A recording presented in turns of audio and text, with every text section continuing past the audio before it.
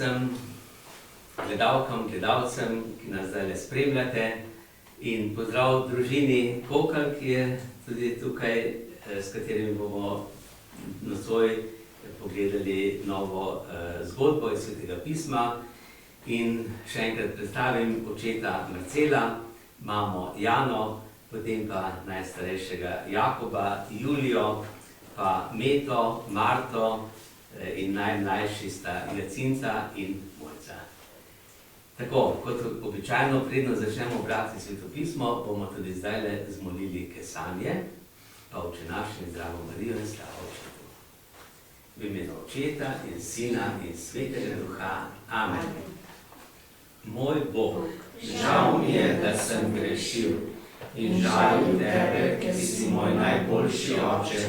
Trdno sklenem, da se bom poboljšal, pomagaj mi s svojo milostjo. Amen. Oče naš, ki si v nebesih, posvečeno bodi tvoje ime, pridi k nam tvoje kraljestvo, zgodi se tvoja volja, kakor v nebesih, tako na zemlji. Daj nam danes naš vsakdanji kruh in odpusti nam naše dolge, kakor tudi mi odpuščamo svojim dolžnikom, in ne vpelji nas v skušnjavo, temveč reši nas hudega. Zdrava Marija, milosti polna, Gospod je s teboj, blagoslovljena si med ženami in blagoslovljen je sad tvojega telesa, Jezus. Sveta Marija, Mati Božja, prosi za nas grešnike, zdaj in ob naši smrtni uri. Amen. Slava Očetu in Sinu in Svetemu Duhu, kakor je bilo v začetku, tako zdaj in vselej in vekomaj. Amen. V imenu Očeta in Sina in Svetega Duha. Amen. Danes se bomo pa pogovarjali o zgodbi, kako je bil Jezus krščen. Kako je ob krstu Bog Oče razglasil Jezusa za njegovega sina. Prisluhnimo. Janez je ljudi svaril, da jih bo Bog kaznoval, če se ne bodo kesali in spreobrnili, vendar jim je prinesel tudi veselo sporočilo. Za menoj kmalu pride močnejši in neskončno večji od mene, in jaz nisem vreden, da bi bil njegov zadnji služabnik. Jaz vas krščujem z vodo, on pa vam bo po svojem duhu prinesel Božji blagoslov in moč. On je Božji kralj, ki ga pričakujemo. Nekega dne je Janeza obiskal Jezus. Krsti še mene, ga je prosil Jezus. Tega ne morem, je vzkliknil. Janez Jezusa je poznal že od otroških let. Nikoli nisi ničesar naredil po svoje. Vedno si bil poslušen Bogu. Ti nimaš česa obžalovati. Veliko boljši si od mene. Prepričan sem, da se bo tako izpolnila Božja volja, je vztrajal Jezus. Janez ga je tedaj krstil. Ko je Jezus stopil iz vode, se je zgodilo nekaj presenetljivega. Janez je kasneje ta dogodek takole pojasnil. Na Jezusa se je spustilo nekaj, kar je bilo podobno golobu. Nenadoma je Janeza prešinilo spoznanje, da je njegov sorodnik, ki ga je že toliko časa poznal in občudoval, v resnici kralj, katerega prihod je oznanjal. Takoj na to je zaslišal Božji glas, ki je Jezusu spregovoril. Ti si moj ljubljeni sin, zelo sem te vesel. No, tako smo slišali kratek povzetek tega, kar so zapisali evangelisti. No in danes torej se bomo malo bolj pogovarjali o krstu. Janez je krstil Jezusa v reki Jordan. To je bilo približno pol leta po tistem, ko je že Janez Krstnik oznanjal tam in je potem Jezus prišel med to množico in Janez ga opazi in se najprej malo začudi, kako da je Jezus prišel k njemu, tudi tja, da bi ga Janez krstil. A je Jezus torej prišel zato, da bi tako kot drugi prišli, kot so drugi prišli, da bi se dal krstiti v smislu, da obžaluje svoje grehe? Ne, Jezus je vedel, ne? In tudi Janez Krstnik je najbrž gotovo vedel, kdo je Jezus. Prvič mu je mama Elizabeta povedala vse, kaj se je zgodilo z njim, pa z Marijo, pa kako je torej, Bog vse že naprej pripravljal. No in Bog mu je tudi najbrž že dal spoznati in prej napovedal, veš, tisti, nad katerim boš videl Svetega Duha v podobi goloba, tisti je moj sin. No tako je Jezus, ko je Janez Krstnik rekel, pa ti me ne boš krstil, večjem, da bi Jezus Janeza krstil, ne? Ampak Jezus je rekel, ne, bova naredila to, kar je potrebno narediti zaradi postave, oziroma zato, da dam jaz zgled tudi drugim. In da se bo nekaj tisto zgodilo, kar Bog Oče hoče. No tako je potem Janez Krstnik res potopil Jezusa, ker Janez je krščeval tako, da jih je potapljal v vodo. Ni samo tako malo vlil, tako kot mi danes krščujemo, ampak je bilo tam mogoče nekoga tudi potopiti. To je posebno znamenje, ki ga je Cerkev tudi pozneje večkrat prakticirala v času apostolov in tudi pozneje, da so potapljali, krščevali s potapljanjem, in to je pomenilo, da si potopljen v smrt in ostaneš v novo življenje. Da umre stari človek, grešni človek in ostane novi človek, rojen po Svetem Duhu.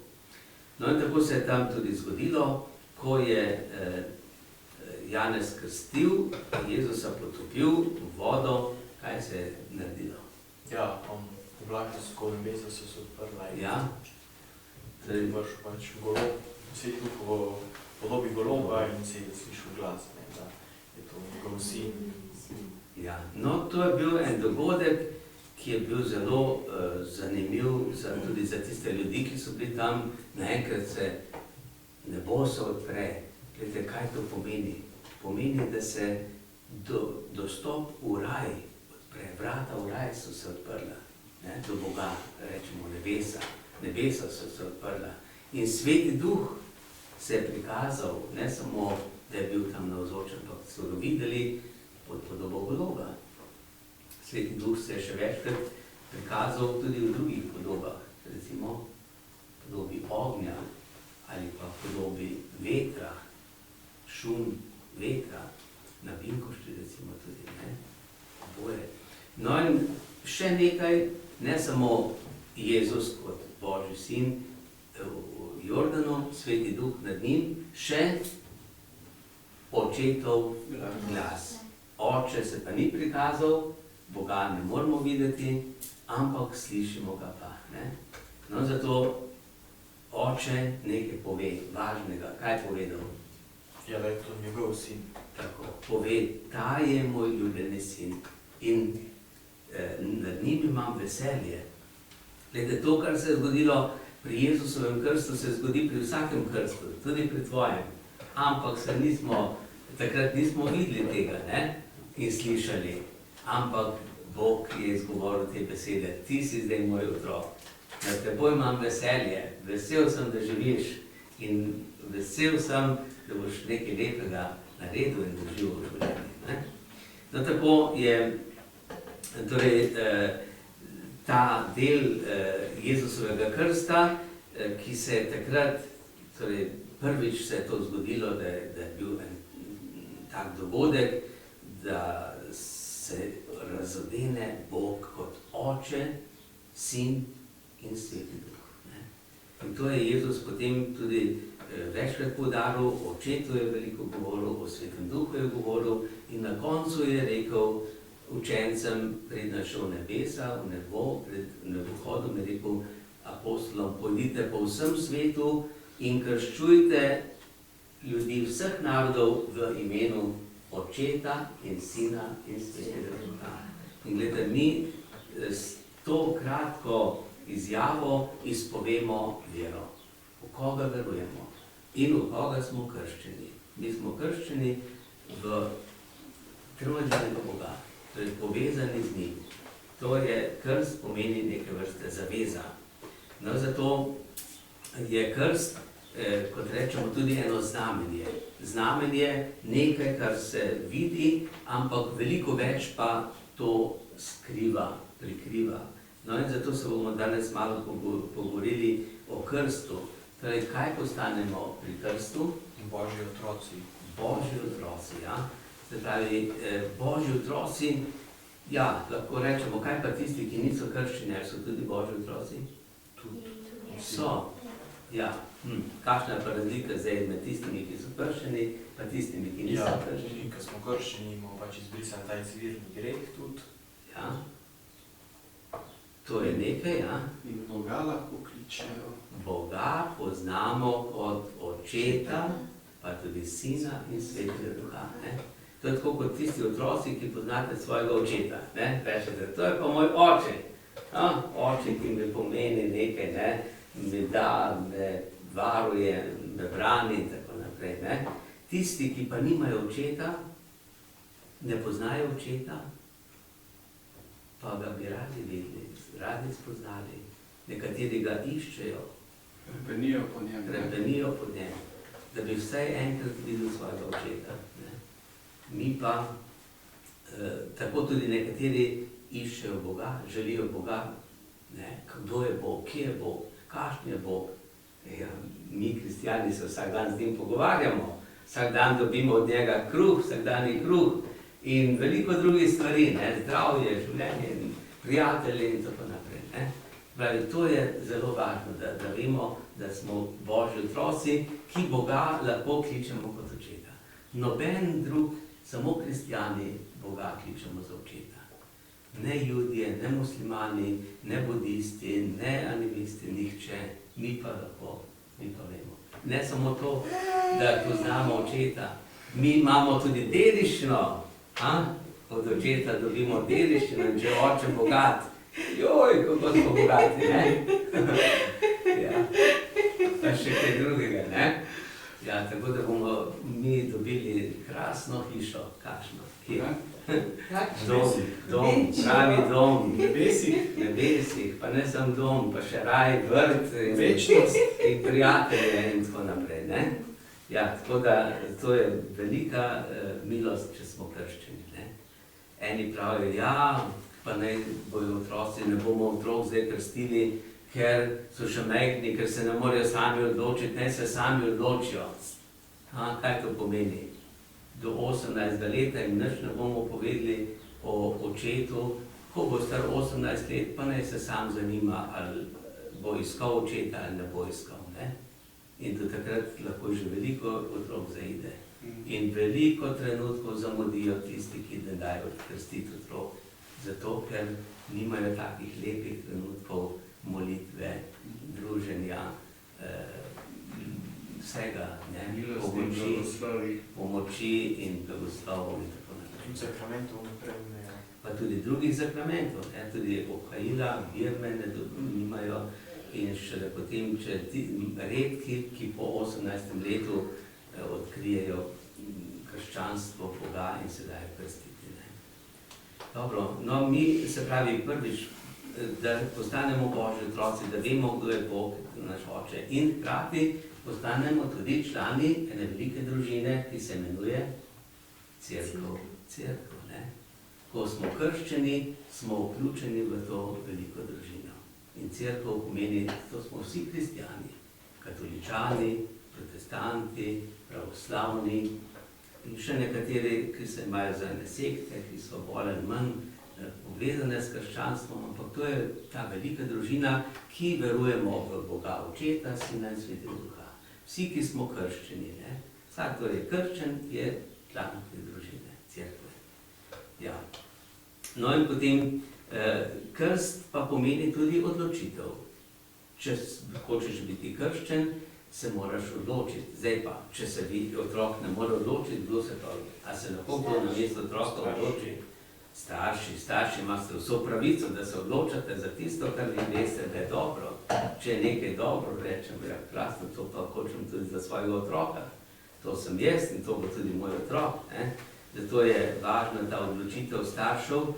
A se lahko kdo namesto staršev odloči za krst otrok?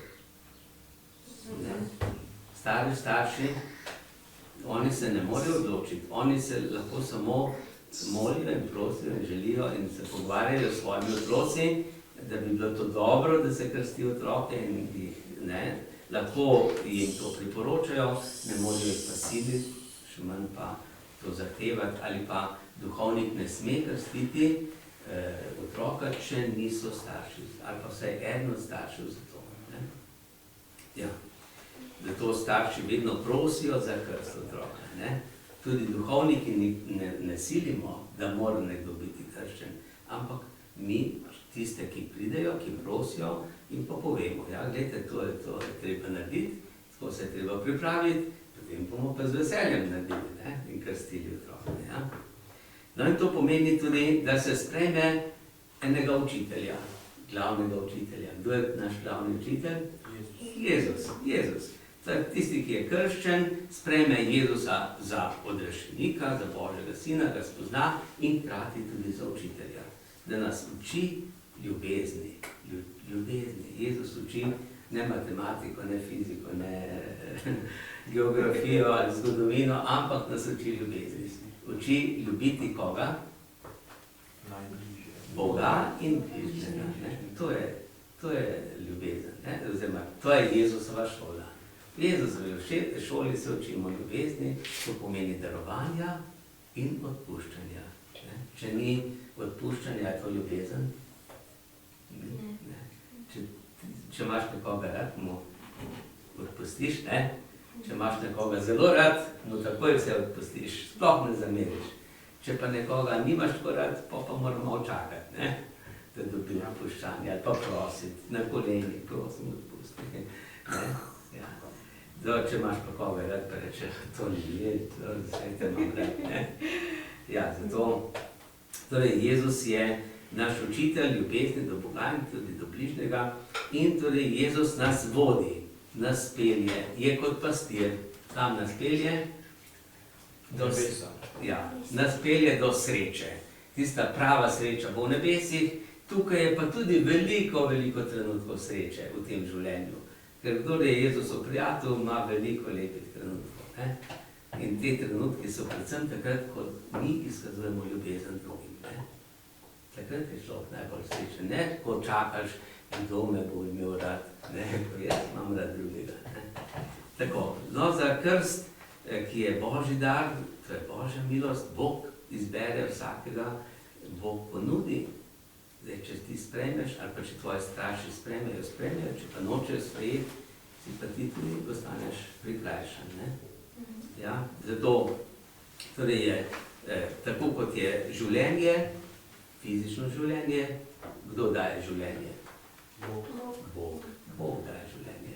Starši so pa tisti, preko katerih Bog da. Ne? In Bog lahko da, starši lahko sprejmejo, lahko pa zavrnejo. Pa nekaterih otrok ne sprejmejo. Pa ne morejo živeti. Zato je prva stvar, da vemo, življenje je Božji dar in tudi krst, milost, dar je torej Božji dar. No, zato tudi krst ne pomeni samo en obred. En obred, ki traja 15-20 minut, pol ure ali pa 1 uro, ali pa en dan, da se potem še veselimo, imamo še kosilo pa tako naprej. Ne, krst pomeni dogodek, ki ima pomen za vse življenje. Od krsta naprej se tvoje življenje uspelje. Zato nas, torej Bog nas vodi skozi to življenje in tukaj nam pomagajo starši, nam pomagajo tudi, kdo je še pri krstu? Sorodniki, posebej pa? Botri so zastopniki cerkve, ki pomagajo staršem pri vzgoji, verski vzgoji. Ne? In tukaj imamo pomembno nalogo, ki jo imate starši, vzgoja. Zato duhovnik vprašal v začetku krsta, ali hočete, da bi vaš otrok sprejel sveti krst, da bi postal kristjan. In potem, ali obljubite, da boste tega otroka vzgajali. To so pa krstne obljube.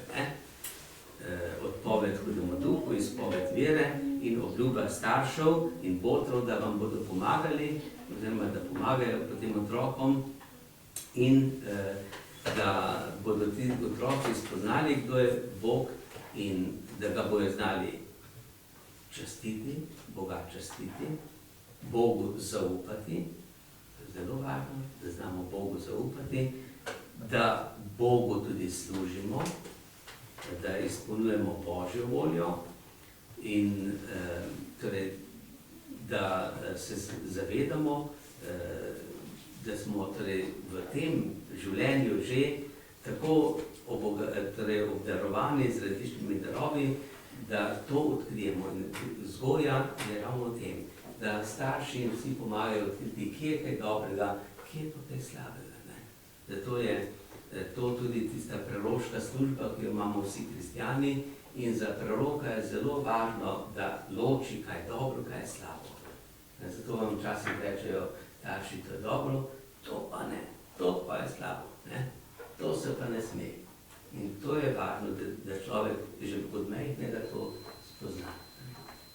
No in ta naloga torej je pomembna, ker ste starši in tudi botri so poklicani k temu, torej, da otroka vodite k Bogu, da za njega tudi molite, da za otroke, za krščence torej, kličete blagoslov, da jih učite moliti, učite tudi hoditi k maši, v cerkev, da se srečajo, spoznajo tudi z drugimi kristjani, torej, da govorite o Bogu, da jim povete torej, čim več o tem, ne samo to, kar se učimo pri verouku, ampak predvsem življenja, kaj Bog in kako Bog dela, kako nas Bog rešuje. No in potem, da poznamo tudi vzore. Pri krstu je so vzori naši zavetniki, svetniki. Ne? In čim več jih teh poznamo in čim bolj jih poznamo, tem lažje potem nekaj naredimo in se za nekaj odločamo, kar je dobro. No, zato bomo zdaj zaključili to molitev, tole naše razmišljanje o krstu, tudi z molitvijo Sveti Angel, potem bo se lahko še druge molitve zmolili in z eno pesmico, s katero bomo počastili tvorinega Boga. Sveti Angel, varuh moj, bodi vedno ti z menoj, stoj mi noč in dan na strani, vsega hudega me brani. Prav prisrčno prosim te, varuj me in vodi me. Amen. Zapeli bomo pa zadnjo kitico iz pesmi Angel Gospodov, Čas vodi očetu. Čas vodi očetu in sinu svetmu duhu, kako je bilo v začetku, tako na vekomaj. Češčena si Marija, je angelski glas, bo zadnja ura bila, Marija prid po nas. Češčena si Marija, je angelski glas, bo zadnja ura bila, Marija prid po nas. Tako, zdaj ne vas vse spremlja še Božji blagoslov, zato Gospod z vami In s tvojim duhom. blagoslov vsemogočnega Boga, Očeta, Sina in Svetega Duha naj pride nad vas in naj vedno med vami ostane. Amen.